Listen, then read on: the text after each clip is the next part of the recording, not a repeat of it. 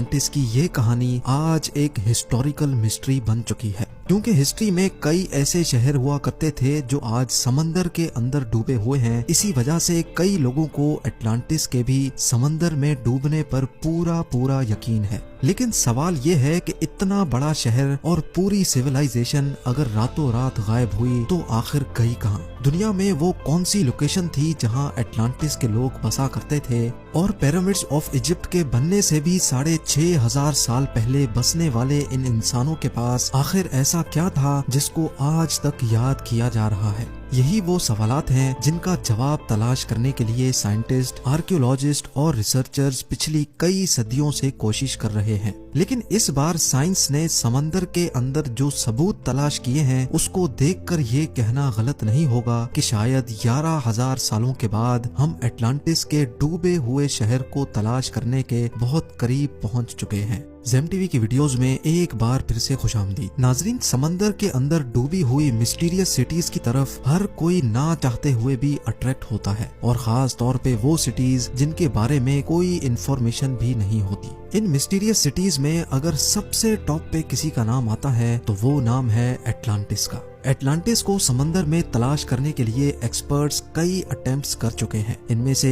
एक attempt Japan के एक रिमोट आइलैंड के करीब किया गया था जो योनागुनी के नाम से जाना जाता है। यहाँ मौजूद समंदर का पानी ना सिर्फ खौफनाक है बल्कि इस जगह से अक्सर टाइफून्स भी निकलते हैं। साथ साथ यहाँ पानी के अंदर हैमर हेड शार्क्स के टोले भी मंडलाते देखे गए हैं। क्योंकि समंदर के इस खतरनाक हिस्से में डाइविंग करना डीप सी डाइवर्स के लिए एक बहुत बड़ा चैलेंज होता है। इसी वजह से काफी अरसे तक ये जगह एक्सपर्ट्स की नजरों से छुपी हुई थी। किहाचाइरो आराटाकी वो डाइवर है जिसने अपनी जान की परवाह किए बगैर योनागुनी में डाइव किया था। इस डाइवर का कहना था कि जब मैं पानी के अंदर गया तो यहाँ पानी बिल्कुल क्रिस्टल क्लियर था और मैंने बॉटम पर एक अजीबो गरीब स्ट्रक्चर बना। टेरेसेस इतने बड़े हैं कि यहाँ हजारों लोग एक ही वक्त में खड़े हो सकते हैं।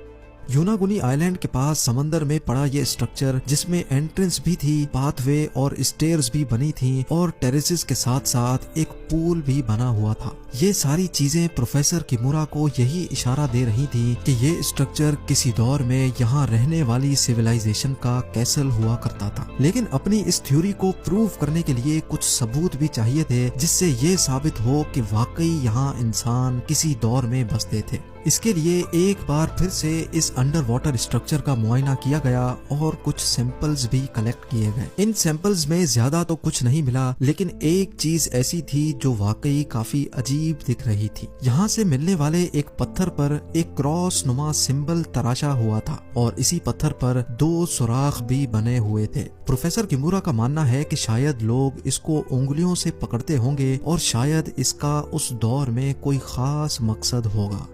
देखने में तो ऐसा मालूम होता है कि ये स्ट्रक्चर स्टोन ब्लॉक से बना हुआ है, लेकिन फॉरेंसिक डिटेल से मालूम पड़ा कि ये छोटे छोटे स्टोन ब्लॉक से नहीं बल्कि ये एक ही बहुत बड़ा पत्थर है। यानी इस एक बड़े पत्थर को तराश कर इसका ये कैसल जैसा डिजाइन बनाया गया है। यहाँ से मिलने वाले आर्टिफैक्ट्स की कार्बन डेटिंग से मालूम पड़ा कि ये नमूने 8 से 10,000 साल पुराने हैं। यानी 10,000 साल पहले ये जगह पानी से बाहर होती थी और यहाँ इंसानों की ऐसी सिविलाइजेशन बसती थी जिसका अभी नामो निशान भी नहीं है। लेकिन क्या ये स्ट्रक्चर प्लेटो का बताया हुआ 11,000 साल पुराना एटलांटिस है, या फिर यहाँ से हजारों मील दूर ग्रीस के एक आइलैंड के बराबर में समंदर के नीचे से मिलने वाली पूरी एक सिटी? इस मिस्टीरियस सीक्रेट सिटी के बारे में हैरत अंगेज मालूमात आप जेम टीवी की अगली वीडियो में देख सकेंगे। उम्मीद है जेम टीवी की ये वीडियो भी आप लोग भरपूर लाइक और शेयर करेंगे। आप लोगों के प्यार भरे कमेंट्स का बेहद शुक्रिया। मिलते हैं अगली शानदार वीडियो में।